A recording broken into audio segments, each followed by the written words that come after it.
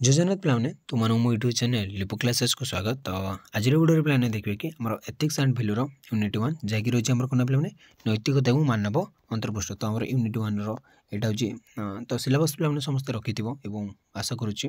तो प्रथम अध्याय आम देखिए प्लाने कौन नैतिकता और मानव अंतर्पृष्ठ। तो जैक आम एथिक्स एंड ह्यूमन इंटरफेस। तो नैतिकता और मानव अंतर्पृष्ठ कौन तो से विषय आम आलोचना करवा। आउ डेरी नक चल पे क्लास 2 स्टार्ट कर यूनिट 1 चैप्टर 1 को भल भाव बुझा।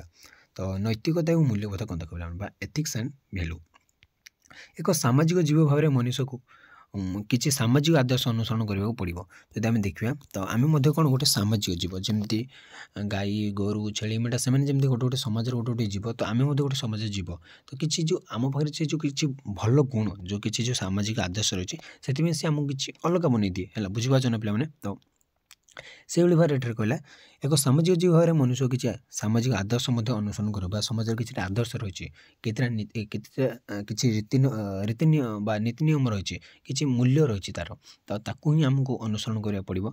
समाज सीमा मध्य सत्य अहिंसा दया नम्रता और सतता परी अनेक गुण आबद्ध ही रही से जो आदर्श कहला। तो से आदर्श गुड़िक कौन कौन आम कहीपर मैंने कौन सत्य अहिंसा दया नम्रता और सत्यता परी अनेक गुण से भितर रही। तो व्यक्तिगत और वृत्तिगत सफलता क्षेत्र में मनुष्य नैतिकता और मूल्यबोध अत्यंत गुरुत्वपूर्ण। से गोटे पर्सनाल लाइफ हो प्रोफेशनल लाइफ हो बुझिपारे ना पे व्यक्तिगत जीवन में हो वृत्तिगत जीवन में हो तो समस्त क्षेत्र में नैतिकता और मूल्यबोध निहाती इंपोर्टाट।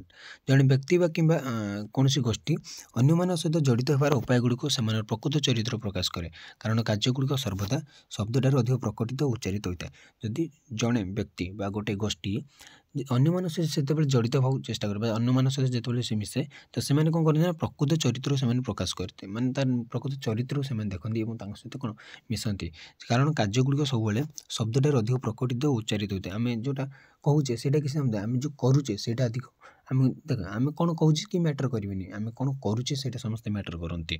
तो मूल्यबोध और नैतिकतार मनुष्यत्व और मानविकतार प्रकाशन निर्णायक होता है। तो आमर मनुष्यत्व कौन रही आमर मानविकता कौन रही तो से बेसी ध्यान दिए। तो देख स्थान परिवार विश्वास और विद्यालय नैतिकता और मूल्यबोधर आभास आसे और विकसित हुए। तो जिते आम मान कि परिवार धीरे धीरे पिलादिन बढ़ुचे स्कूल को जाऊे तो धीरे धीरे कौन ना मूल्यबोध और नैतिकता कौन आम से विषय किसी बुझुचे। वृत्तिगत मूल्यबोध और नैतिकता हूँ कर्मक्षेत्र में जोग देवा पूर्व पर वृत्तिधारी जहाँ शिखे तार विकास। तो आम जब कह वृत्तिगत मूल्यबोध कौन वृत्तिगत मूल्यबोध नैतिकता हूँ जो से कम कर्मक्षेत्र को चली जाए से गोटे शिक्षक जो विद्यालय जाती गोटे डाक्तर से जो कौन हस्पिटाल जाती तो से जो जोग दिखती कर्मक्षेत्र में पूर्वर से जो जहाँ शिखती है पूर्व जहाँ शिखती जहाँ शिखती तार विकास ही आम कह वृत्तिगत मूल्यबोध बा नैतिकता। तेणु मनोभाव और अभ्यास बल में जड़े व्यक्ति निज जीवन प्रारंभ अभिज्ञ दुनिया को अभिप्रेरित हो जीवन सफलता उपर एक सकारात्मक या नकारात्मक प्रभाव से पकई थाए। तो जब आम देखा तार गुरुत्व कौन रही है आमर समाज रे एथिक्स एंड वैल्यू आमर नैतिकता और मूल्यबोधर गुरुत्व कौन रही देखा। तो मनुष्यर व्यक्तिगत और वृत्तिगत जीवन में यार महत्व रही सबकि प्रत्यक्ष परोक्ष भाव में नैतिकता पर निर्भर करे जेकोसी जिन पे आम सब कौन नैतिकता पर निर्भर करें। जदि लोकों पाखे समस्त गुण अच्छी किंतु अन्यर भावना को सम्मान देवा और बुझे से उत्तम नैतिकता ना तेज दुनिया को संजोग और उपभोग करने से समर्थ हे ना।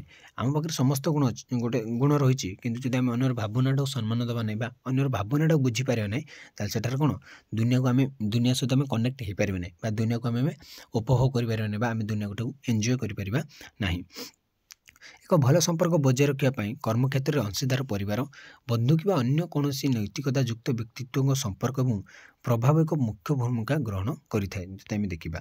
तो एमती किसी ना पे बास खाली मन रख तो आम गोटे सामाजिक जीव तो जी कि आमर गोटे सामाजिक किसी आदर्श रही जमी आम कहीपर सत्य अहिंसा दया नम्रता ये बास मन रख। तो फास्ट माने कौन स्टार्ट हो किसी माने कौन बर्तमान ये जो कौन पेज रे किसी इंपोर्टाट नहीं बास यू नैतिकतार संज्ञा ही स्टार्ट करवा। तो नैतिकता शब्द को प्राचीन शब्द जैकि आम फैतस उत्पन्न हो जार अर्थ है अभ्यास प्रथा कि चरित्र।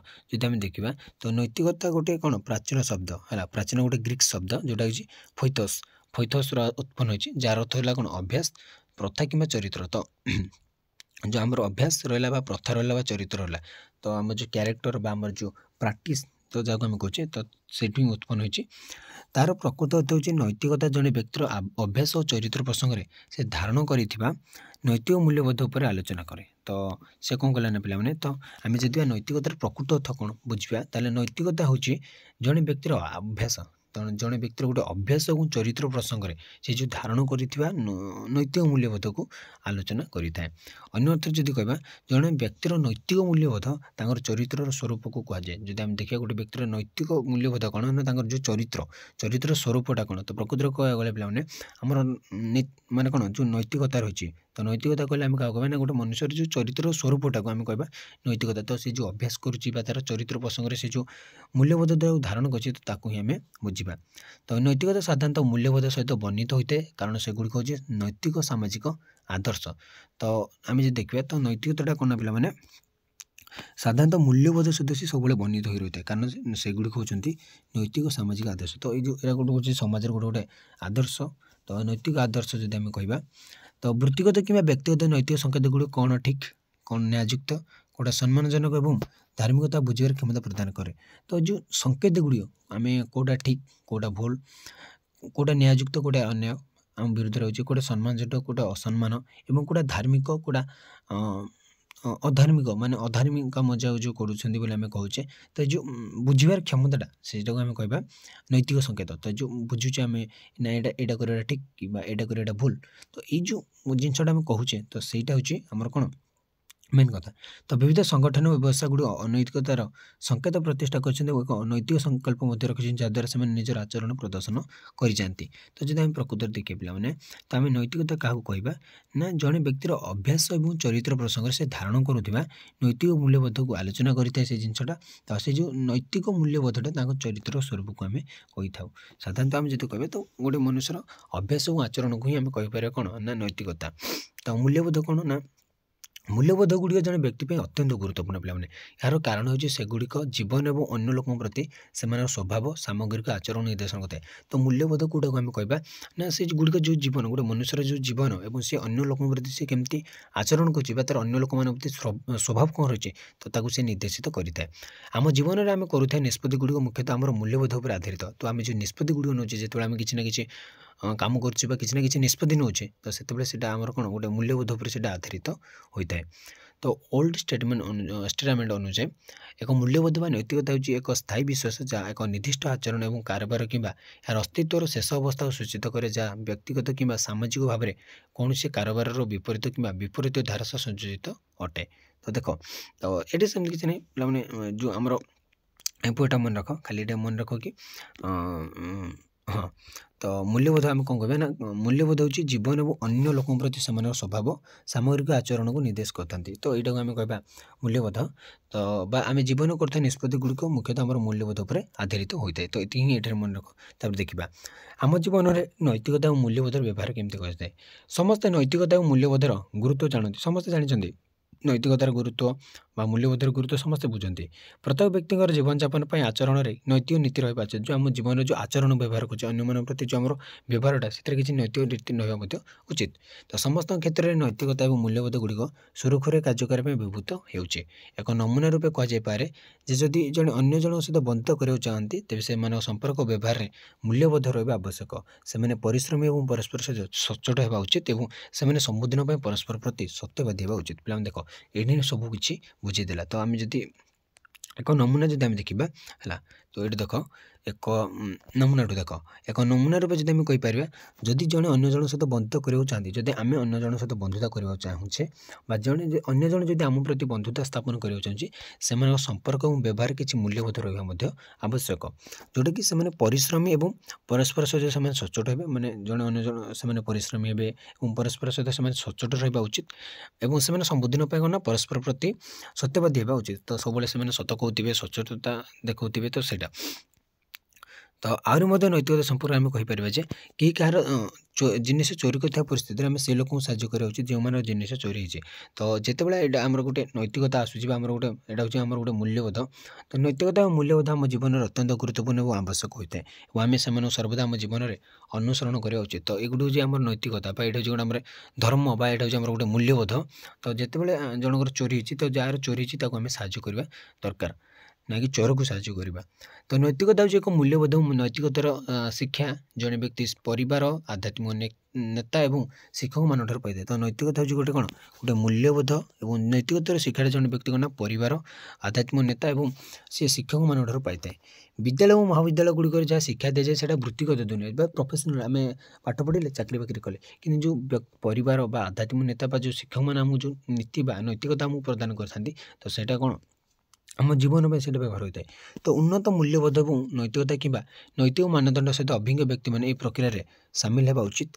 मूल्यबोध भित्तिक व्यावसायिक निष्पत्ति और समस्त द्वारा पालन कर नैतिक निर्देशावली सफलतार मानदंड।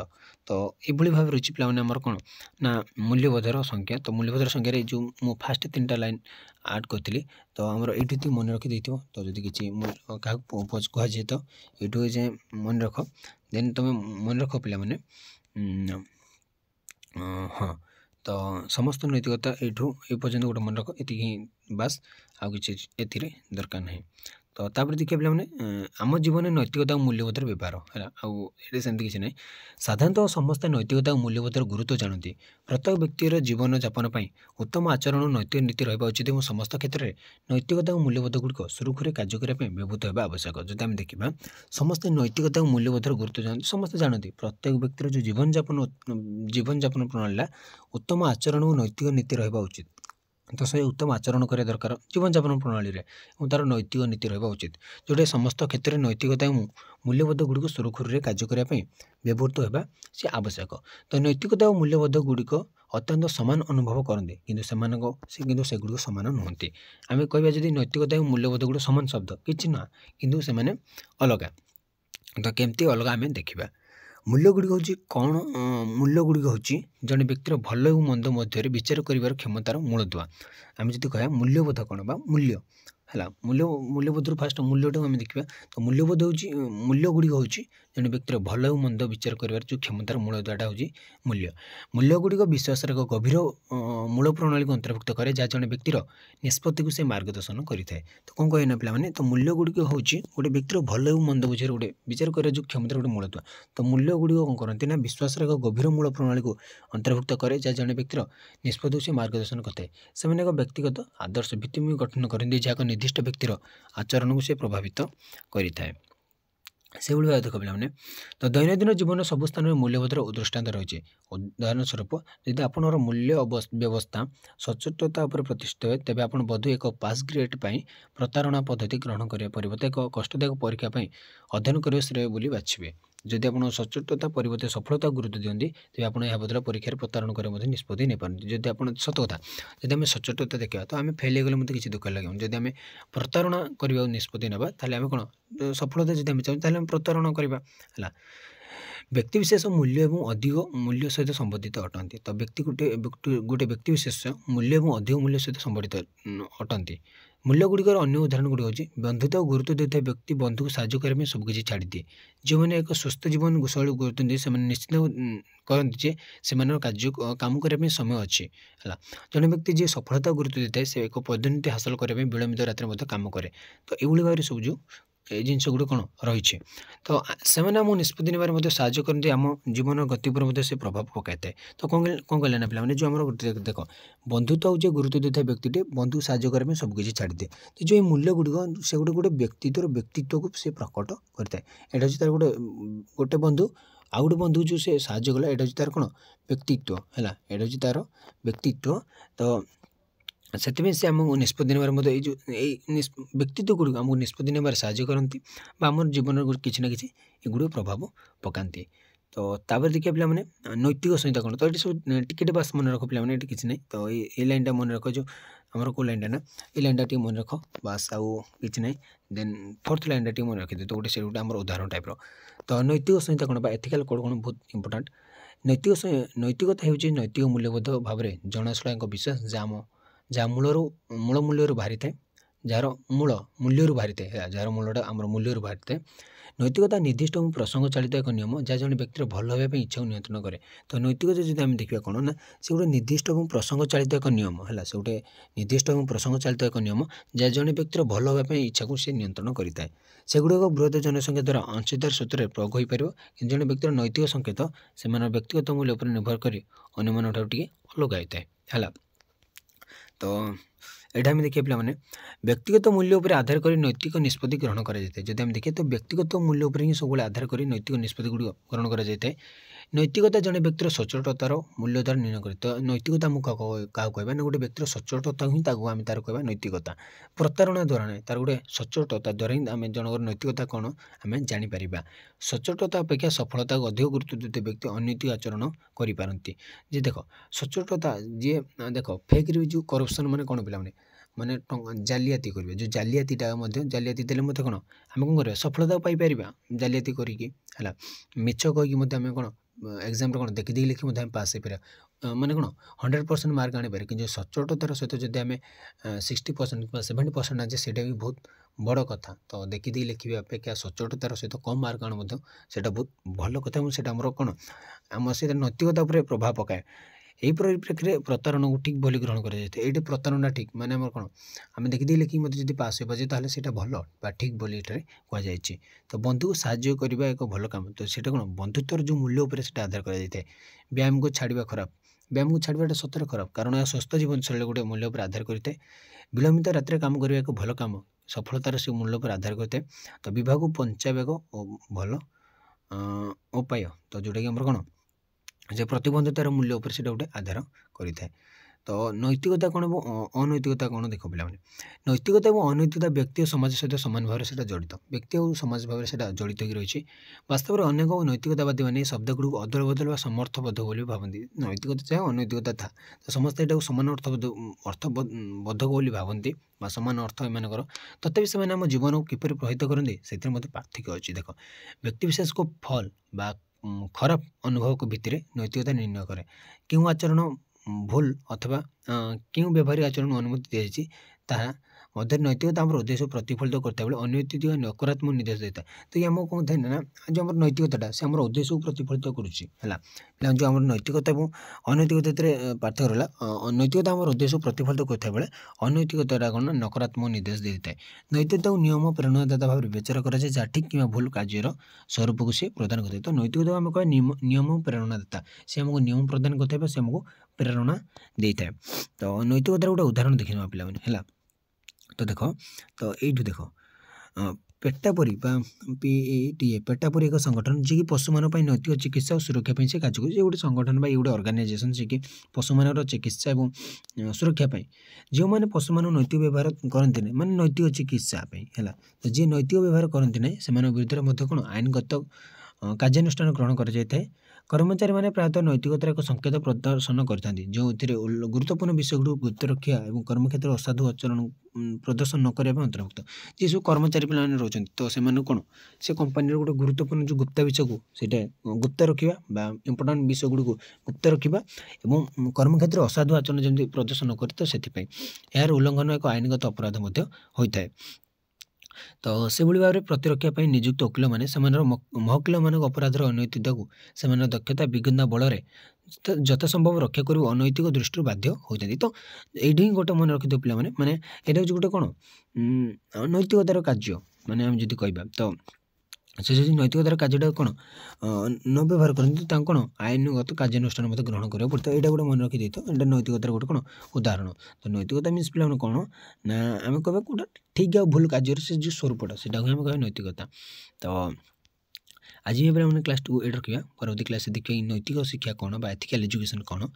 आशा करुँच पे आज क्लासटा किसी परिमाण बुझीपार। तो ये किसी सेमती किसी इंपोर्टाट ना पे कहीदे नैतिक संहिता कौन खाली मन रख। तो नैतिक संहिता कौन पे ये मन रख नैतिकता हूँ एक मूल्यगत भाव में जनाशुना और विशेष जहाँ मूल मूल्य बाहरी थाए। तो नैतिकता निर्दिष्ट और प्रश्न चलित जहाँ व्यक्तिर गोटे भल होगापी इच्छा को सी नियंत्रण करें। तो यहाँ ही आम कह तार गोटे कौन एथिकल कंडक्ट बा एथिकल कोड। तो এই যে মনে ରଖିଦିଅ ନୈତିକ ସଂହିତା ବିଷୟରେ ହେଇଯିବ ଆସିପାରେ 1 ମାର୍କ କିମ୍ବା 2 ମାର୍କ ଆସିପାରେ ନୈତିକ ସଂହିତା କ'ଣ ଏବଂ ଏଇଠି କିଛି ଆଉ ମନେ ରଖନି ନୈତିକତା କ'ଣ ଅନୈତିକତା ଟିକେ ଦେଖିଲେ ତ ତା ସହିତ ଆମେ ମୂଲ୍ୟ ବ୍ୟବହାର କିନ୍ତୁ ଆମ ଜୀବନରେ ତାକୁ ଆମେ ବ୍ୟବହାର କରିବେ ତ ତା ବିଷୟରେ ମଧ୍ୟ ଆମେ ଜାଣିଲେ ତ ପରବର୍ତ୍ତୀ କ୍ଲାସ୍ରେ ଆମେ ଦେଖିବା ପିଲାମାନେ ନୈତିକ ଶିକ୍ଷା କ'ଣ ତ ରହୁଛି ଜୟ ଜଗନ୍ନାଥ।